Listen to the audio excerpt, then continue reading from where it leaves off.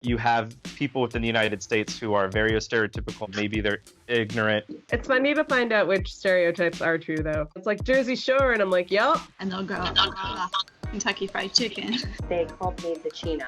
They also were very surprised that they ate on the go. Well, maybe they're right. Hola, soy Meg. Era auxiliar de conversación en una escuela en Madrid en el año 2011 hasta 2013. Y cuando estuve ahí tenía varios amigos también en el programa. Y en este vídeo voy a hablar con estos amigos sobre los estereotipos, generalizaciones y nociones preconcebidas que descubrimos durante nuestro tiempo aquí como auxiliares. Y como varios me habéis dicho en los comentarios, gente de Estados Unidos o de otros países también tienen sus ideas preconcebidas sobre los españoles. Que todos bailáis las sevillanas mientras coméis paella y bebéis sangría. Y luego os echáis todos la siesta. Que, bueno, sabemos que realmente no se puede generalizar así, pero de todas formas todos los países tenemos unos estereotipos sobre sus ciudadanos. Y también quería comentar que solo porque algunos amigos han encontrado estos estereotipos, no quiero decir que todos los españoles tenéis estas ideas preconcebidas. Está claro que no. Vamos a ver lo que han dicho. Hola, soy Cristina, vivo en Denver, Colorado, y soy la encargada de marketing y las redes sociales de mi organización. Hola, me llamo Tyler y yo vivo en San Francisco, California. Yo trabajo para una compañía de inversiones y ahorros. Hola, soy Karen, vivo cerca de Raleigh, North Carolina. Soy profesora de inglés como segundo lenguaje. We are a big country geographically. We're also the third most populous country in the planet. And so we have so many people that there is A, that diversity, but B, you have people within the United States who are very stereotypical. Maybe they've never traveled, maybe they're ignorant, maybe they're not very well educated. And there's a lot of people like that. But there's also a lot of other people who are very well traveled, very well educated, very curious about the rest of the world. And it's just that because there's so many of us, you hear both sides of it. All right, one thing people always assumed about us was that we all eat pizza and beer, but I'm literally allergic to wheat, so I can't. It's funny to find out which stereotypes are true, though, because it's like, for me, it's like, I'm from New Jersey, and it's like Jersey Shore, and I'm like, yup. Yeah. Good time. Well, I'm from Kentucky, and so whenever I introduce myself, I say, I'm from Kentucky, and they'll go, Kentucky Fried Chicken. Which is actually, I love it. Like Tennessee and Jack Daniels. Yeah. Yeah. I will say this, though. Having lived in California now, avocados on everything. We eat a lot of avocados. That is one stereotype that is very true. Hola, me llamo Will y soy un actor de teatro aquí en San Luis y viví en Santander como un auxiliar de conversación. So a lot of Spaniards think that Americans are really easy to recognize because they're all in a North Face jacket with a water bottle with a lot of stickers on it. Well, maybe they're right. Especialmente con los amigos, cuando salimos, y hablo de, ay, que echo de menos la comida de mi tío, o de mi abuela, lo que sea.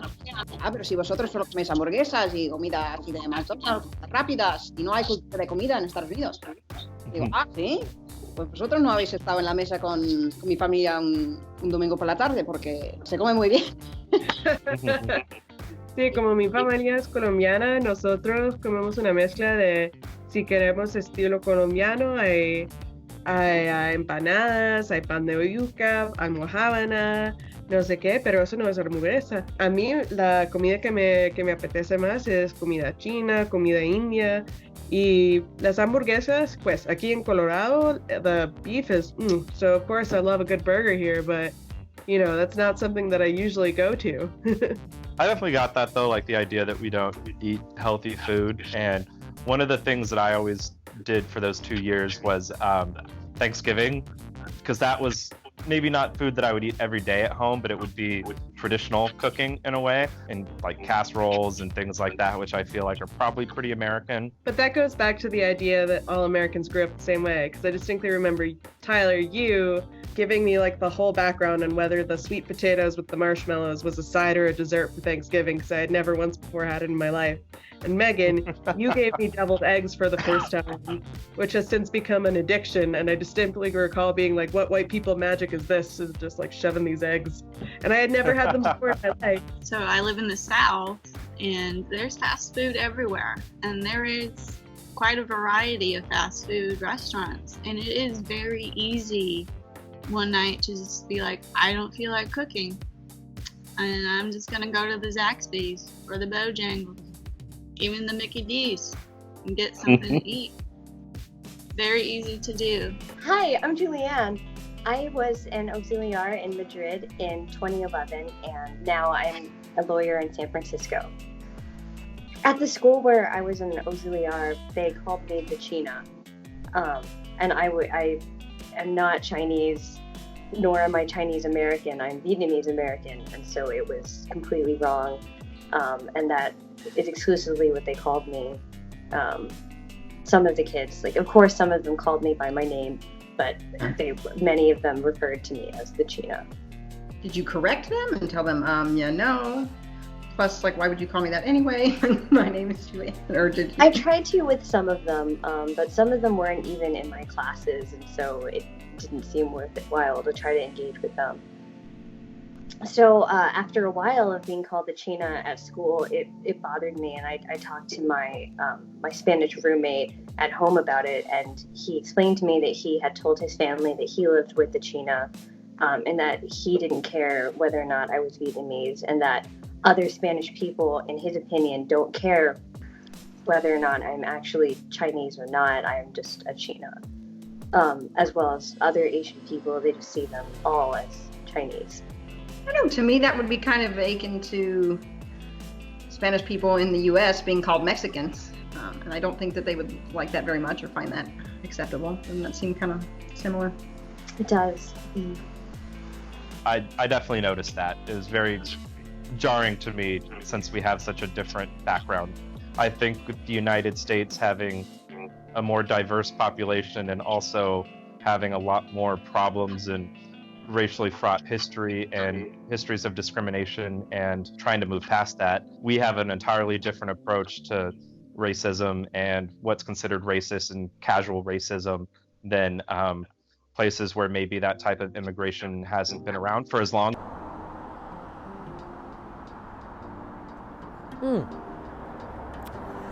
I think also that a lot of Spaniards think that all Americans are very patriotic, but that's really not the case. I think some are for sure, but maybe depending on like what's happening in the news and who's in charge, it could be very different.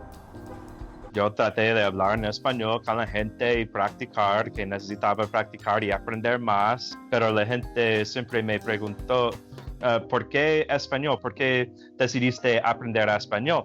Y le respondí que en Estados Unidos hay una gran parte de la población que habla español, millones y millones de gente, y en nuestros currículums y vidas profesionales, hablar español es una buena cosa para mencionar. Hola, soy Héctor. Yo fui un auxiliar de conversación en Madrid en el año 2012. Soy de Illinois, de Chicago. Mis padres son de México. They also were very surprised that they ate on the go. Please don't stop and eat. I'm like, no, we were always in a hurry. We have to take our McDonald's, McChickens, whatever, with us to the train. And we have no time. We have to get to our next meeting or get to whatever it is we think we need to be at in the next 10 minutes. I just remember the first time I took a bocadillo with me to the train station, and I was eating it in Spain, and everybody was looking at me with that expression of, like, who do you think you are? And then I asked or told somebody about it, and they're like, oh yeah, you don't do that. That's the equivalent of like spitting in everybody's face, pretty much. I think we all experienced this. We were expected to help teach English, but the kind of English we were expected to teach were like British phrases, which were, very different from the phrases that we use. And so that was difficult. There were a few words that I had never used in like a regular context, and I had a British friend, and I had to text him a few times to say, is this proper English? Would you say this as a British person? Because to me as an American, I would not use it. I would not say it in this way. And sometimes it was just words that they used that we didn't use, but there was a few differences in very common phrases. For example, at the weekend. In British English, things happen at the weekend, but in American English, I feel like it's more common to say on the weekend. And that little preposition difference just didn't sound right, and it nagged at me, but technically it's correct British English.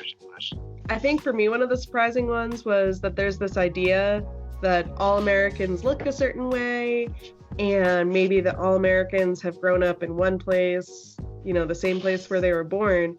But nosotros, I'm a Colombian immigrant. Llegamos a los Estados Unidos cuando yo tenía 10 años, así que por supuesto, yo crecí hablando inglés, hablando español también, pero el hecho que mi español es un español diferente de lo que se habla en España, no es, people would be telling me, Chris, se tiene que practicar el español. It's like, just because I use slightly different vocabulary, it's the same thing as that idea of being able to teach British English versus American English. They're different dialects. So it was just kind of funny. So people thought that the Americans were just there to, I don't know, like be drunk and party, and we really don't do that a lot at all. Like here in America, I feel like we don't really even drink that much. But yeah, you know. He would say, oh, you know, I find the United States interesting, or I like it. And, you know, you say, oh, you know, where have you visited? Where have you been? Or where would you like to visit? And New York was the #1 city.